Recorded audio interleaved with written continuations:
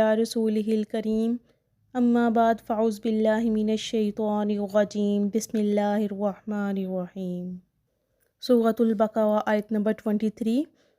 وَإِن اور اگر کن تم ہو تم فی ریبٍ کسی شک میں، اس کا روٹ را یا با ہے، مما اس سے جو نزلنا جو نازل کی ہم نے، کون سی چیز نازل کی؟ اللہ نے قرآن مجید۔ اگر تمہیں اس بات میں کوئی شک ہے کہ قرآن مجید ہم نے اتاری ہے علی عبدنا اپنے بندے پر، چونکہ پہلے پیچھے عبادت کی بات ہوئی ہے تو پھر یہاں محمد صلی اللہ علیہ وسلم کہنے کی بجائے عبادت کا لفظ آیا، ورنہ سورۃ محمد صلی اللہ علیہ وسلم میں آتا ہے کہ وہ ایمان لائے جو محمد صلی اللہ علیہ وسلم پر اتارا گیا، تو یہاں محمد لفظ کی بجائے عبد کہا گیا۔ کیوں کہا گیا؟ کیونکہ پیچھے لفظ میں عبادت کی بات ہوئی ہے، تو سب سے بہترین عبادت کس نے کی؟ محمد صلی اللہ علیہ وسلم نے۔ کیسی تھی آپ کی عبادت؟ آپ کی عبادت میں نمازیں کیسی تھیں؟ رات کا ایک بڑا حصہ نماز میں گزارتے، پاؤں سوج جاتے۔ آپ سے کہا گیا کہ اللہ تعالیٰ نے آپ کے اگلے پچھلے تمام گناہ معاف کر دیے ہیں، تو پھر آپ اپنے آپ کو اتنا کیوں تھکاتے ہیں؟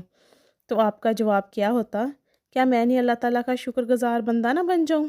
اتنی نعمتیں جو اس نے مجھے دی ہیں تو میں اس کا شکر ادا نہ کروں؟ ہماری عبادت کس لیے ہوتی ہے؟ مزید کچھ لینے کے لیے۔ اور محمد صلی اللہ علیہ وسلم کی عبادت کس لیے تھی؟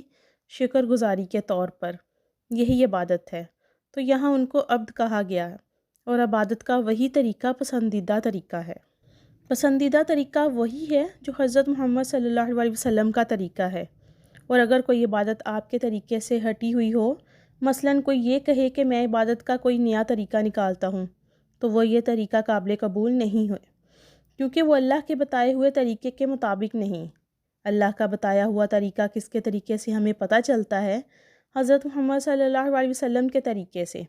وَإِن كُنتُمْ فِي رَيْبٍ مِّمَّا اور اگر ہو تم کسی شک میں، مما نزلنا علی عبدنا اس کے بارے میں جو ہم نے اپنے بندوں پر اتارا، یعنی یہ کہ اللہ کی طرف سے نہیں آیا، فَأْتُوا تو تم لے آؤ، بِصُورَةٍ کوئی صورت، مِن مِثْلِهِ اس جیسی، اس کی مانند، اس کے جیسی کوئی صورت تم بنا لاؤ، اگر تم سمجھتے ہو کہ یہ اللہ کی طرف سے نہیں ہے۔ اور اگر آپ جانتے ہیں کہ عربوں کے پاس ایک ہی چیز تھی اور وہ تھی عربی دانی، کلام جاننا۔ حضرت محمد صلی اللہ علیہ وسلم کے زمانے میں جادو پر بہت زور تھا، اللہ نے ان پر ایسے معجزے دیے جس سے جادو کا توڑ ہوا۔ عیسیٰ علیہ السلام کے زمانے میں طب کا بہت زور تھا، اللہ سبحانہ و تعالیٰ نے ایسے معجزات دیے جن سے طب کا مقابلہ ہوا۔ تو اس لیے چیلنج دیا جا رہا ہے کہ اگر یہ کتاب اللہ تعالیٰ نے نہیں بھیجی تو اس کے جیسی اور لے آؤ، لیکن وہ کچھ بھی نہ لا سکے۔ اور لوگوں نے کوششیں تو بہت کیں، لیکن کوئی بھی قرآن مجید جیسی نہ لا سکا، کیونکہ اس کے اندر جو الفاظ کا انتخاب ہے، اور جو ترتیب ہے، اور جو اس کا سٹائل ہے، اور جو اس کی ترکیب ہے، اور جو اس کے اندر آپس کا ربط ہے، اور جو اس کے اندر پیشن گوئیاں ہیں، اور جو خوبصورتی ہے کہ پڑھ پڑھ کر انسان کا دل نہیں بھرتا، جتنا مرضی اس کو پڑھ لیا جائے پھر بار بار دل کرتا ہے، بار بار پڑھنے کو دل کرتا ہے۔ وَدْعُوا اور بلا لو، شُہَدَاءَکُم اپنے گواہوں کو، اپنے مددگاروں کو، اپنے سپورٹرز کو، بلا لو سب کو۔ جو کام خود نہیں کر سکتے تو اوروں کو بھی لے آؤ، جمع کر لو سب کو، یا یہ ہے کہ اپنے بہت سے سپورٹرز اکٹھے کر لو، حاضرین بھی جمع کر لو، من دون اللہ سوائے اللہ کے، جس کو چاہو بلا لو، ان کنتم صادقین اگر تم سچے ہو۔ کس بات کا اس آیت میں کہا جا رہا ہے کہ اگر تم سچے ہو تو اس جیسی کوئی اور صورت لے آؤ۔ اگر تم سچے ہو کس بات میں؟ اپنے اس دعوے میں۔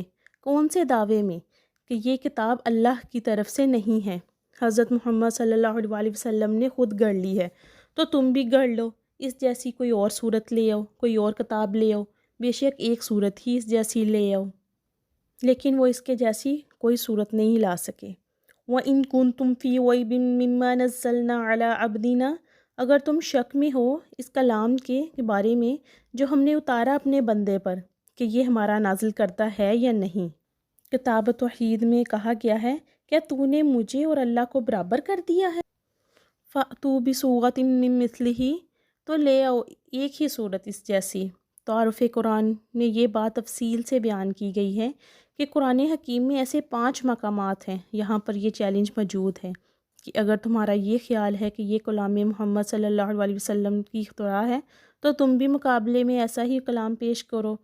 سورۃ الطور کی 23 اور 34 آیت میں ارشاد ہوا ہے، کیا ان کا یہ کہنا ہے کہ اسے محمد صلی اللہ علیہ وسلم نے خود گڑھ لیا ہے؟ بلکہ حقیقت یہ ہے کہ یہ ماننے کو تیار نہیں، پھر چاہیے کہ وہ اس طرح کا کوئی اور کلام پیش کریں اگر وہ سچے ہیں۔